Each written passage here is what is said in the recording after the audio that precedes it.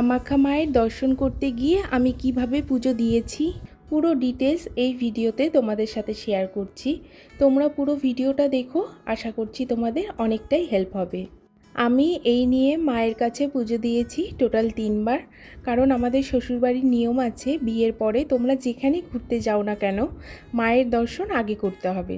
তো আমার বিয়ের 1.5 মাসের মাথায় আমি এই মায়ের দর্শন করে ঘুরতে গিয়েছিলাম শিলংয়ে। তারপরে আবার একবার নেক্সট টাইম গিয়েছিলাম, ওর কিছু কাজ ছিল বলে। কাজের জন্য গিয়েছি ঠিকই, কিন্তু আমরা আবার মায়ের দর্শন করে এসেছি। মায়ের ওখানে তুমি যতবারই যাবে মনে হবে আবার নেক্সট টাইম আসবো। কারণ মায়ের ওখানে গেলে তোমার একটা আলাদাই শান্তি কাজ করবে, ভীষণ শান্তিপূর্ণ জায়গা, তোমার ওখানে ছেড়ে আসতে ইচ্ছে করবে না। এবার যখন গিয়েছি, এটা আমার 3rd টাইম, তো এবারও গিয়ে খুব সুন্দর করে আমি দর্শন করেছি। কিন্তু আমি আগের দর্শন আর এবারকার দর্শনের মধ্যে তোমাদের ডিটেলস আমি বলছি এখন। আগে যখন দর্শন করেছিলাম 2বার, তখন ভোর 4টের সময় আমরা গিয়ে লাইন দিয়েছিলাম। তখন 4টে নাগাদ লাইনে দাঁড়িয়ে 11টার মধ্যে আমাদের পুজো কমপ্লিট হয়ে গেছিলো। আগে যেটা ছিল, ভিআইপি লাইনে দাঁড়ানোর জন্য শুধু টিকিট কাটতে হতো, জেনারেল লাইনে দাঁড়ানোর জন্য কোনো টিকিটের প্রয়োজন হতো না। কিন্তু এবার গিয়ে দেখতে পেলাম ভিআইপি লাইনের জন্য তোমাকে তো টাকা দিয়ে টিকিট কাটতেই হবে, আবার জেনারেল লাইনের জন্য তোমাকে টিকিট কাটতে হবে, কিন্তু কোনো টাকা লাগবে না। এবার বলছি কিভাবে জেনারেল লাইনে গিয়ে তোমরা দাঁড়াবে। জেনারেল লাইন দুটো হয়, আমরা যেদিন গিয়েছি সেদিন থেকে এটা নাকি শুরু করেছে, কিন্তু আমরা সেটা পরে জানতে পেরেছি। মানে একটা তো রাত 12টার থেকে হয়, আরেকটা যেদিন দর্শন করবে তার আগের দিন রাত 8টা থেকে স্টার্ট হয়। ও তাড়াহুড়ো করে 1টা নাগাদ লাইনে দাঁড়িয়েছে। এবার ও আমাকে ফোন করে বলল, তোমার তাড়াহুড়ো করার দরকার নেই, তুমি একটু ধীরে সুস্থে রেডি হয়ে আসো, কোনো অসুবিধে নেই। তাই আমি স্নান করে রেডি হয়ে 3:30 নাগাদ চলে গেছিলাম। ফ্যামিলির একজনকে গিয়ে লাইনে দাঁড়ালেই হবে। এবার বলছি 5টা নাগাদ পুরো লাইনটা খুলে দেবে। 5টার আগে তোমাদের সবাইকে, তোমরা ফ্যামিলি যতজন থাকবে সবাইকে লাইনে গিয়ে দাঁড়াতে হবে। কারণ লাইন তখন ভেতর দিকে ঢোকা শুরু করবে। একটা ঘরের মতো আছে, ওখানে বসারও ব্যবস্থা আছে। ওখানে তেমন কোনো অসুবিধে হয় না, বসার ব্যবস্থা করেছে এখন খুব সুন্দর। তো যখন তোমার সময় আসবে দেখবে একটা ছোট্ট অফিস রুম আছে, ওখানে গিয়ে তোমার নাম, অ্যাড্রেস, ডিটেলস বলতে হবে, আর একটা ফটো ক্লিক করবে, তো তোমার টিকিটটা তৈরি হয়ে যাবে। আর টিকিটের মধ্যে ওই ফটো আর নাম ডিটেলস উঠে আসবে। তখন ওই টিকিটটা নিয়ে তোমার মেন ঠাকুরের যে মন্দিরের দর্শন করার লাইনটা, ওখানে চলে যেতে হবে।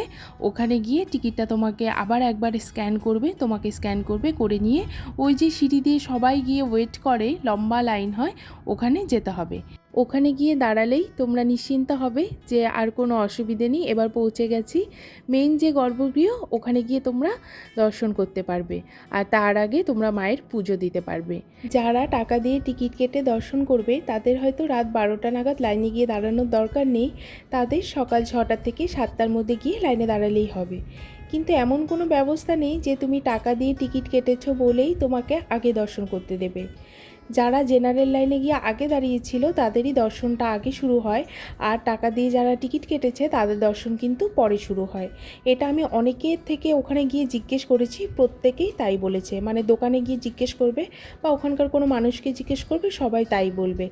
আমি যেটা শুনেছি, জেনারেল লাইনের প্রায় 300 থেকে 400 জনকে আগে পুজো দেওয়ার ব্যবস্থা করে দেন তারা। তারপরে জেনারেল লাইনের কিছু মানুষ, তারপরে গ্যাপ দিয়ে যারা টাকা দিয়ে টিকিট কেটেছে তাদের কিছু মানুষ, এইভাবে অল্টারনেটিভ করে তারা লাইনটাকে কন্টিনিউ করে। আমরা দর্শন করতে যাবার আগে এটাও শুনেছি যে অনলাইনে তোমরা দুটোই টিকিট কাটতে পারবে মিনিমাম 4 থেকে 5 দিন আগে। আমরা অনেক ট্রাই করেছি, কিছুতেই টিকিট পাওয়া যায়নি, ওটা বন্ধই থাকে। তো আমাদের শ্বশুরবাড়ির বংশগত পান্ডা আছে, তাকে ফোন করলাম, তো উনিও আমাদেরকে ডিটেলস তাই বলল। তো আমরা এবার আর পান্ডা দিয়ে পুজো দিইনি, আমরা নিজেরাই পুজো দিয়েছিলাম। কারণ আমরা আগের বার যে গিয়েছি 2বার, ওনাকে দিয়ে পুজো করিয়েছিলাম। আর তোমরা যদি পান্ডা দিয়ে পুজো দিতে চাও, মনে করো লাইনে দাঁড়াবে না, তোমরা অবশ্যই করতে পারো, সেটা 2 ঘন্টার মধ্যেও পুজো হয়ে যায়। এটা আমি ওখানে গিয়ে একজনকে জিজ্ঞেস করেছি, উনিই বলল। কিন্তু পান্ডারা তার পরিবর্তে অনেকটা পরিমাপে দক্ষিণা চার্জ করবে। এবার তোমরা যদি মনে করো শুধু 500 টাকা দিয়ে টিকিট কেটে কোনো পান্ডা না নিয়ে তোমরা পুজো দেবে, সেটাও করতে পারো।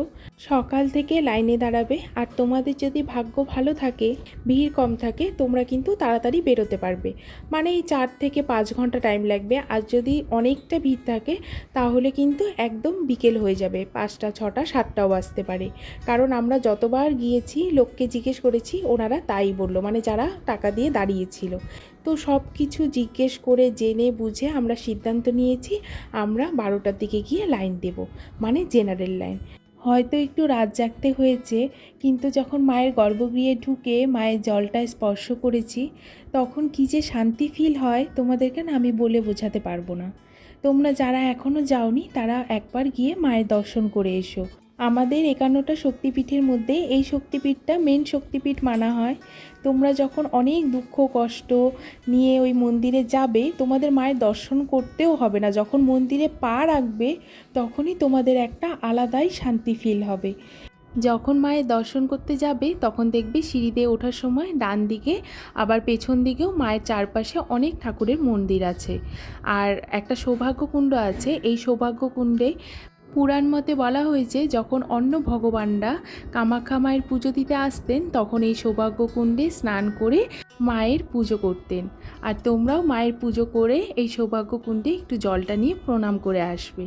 আমাকে অনেকে মেসেজ করেছে এই ডিটেলসটা জানার জন্য, কিন্তু আমার ভিডিওটা আপলোড করতে একটু দেরি হয়ে গেল। যারা ভাবছো এখন যাবে তারা একদম যেও না, কারণ সামনেই অম্বাবুচি, অনেকটা ভিড় হয়, তোমরা ঠাকুর দর্শন ঠিকমতো করতেও পারবে না, আর মন্দিরও বন্ধ থাকে।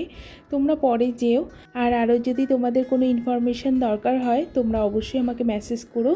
আর আমরা যখন গিয়েছিলাম মে মাস ছিল, খুব সুন্দর ওয়েদার ছিল, আর তখন না খুব বৃষ্টি হচ্ছিল। আধ ঘন্টা বৃষ্টি হলে 2 ঘন্টা বৃষ্টিটা বন্ধ থাকতো। হয়তো বৃষ্টিটা হওয়াতে ওয়েদারটা এতটাই ভালো ছিল, মেঘলা ওয়েদার ছিল, তার জন্য ভালো মতো ঘুরতেও পেরেছি।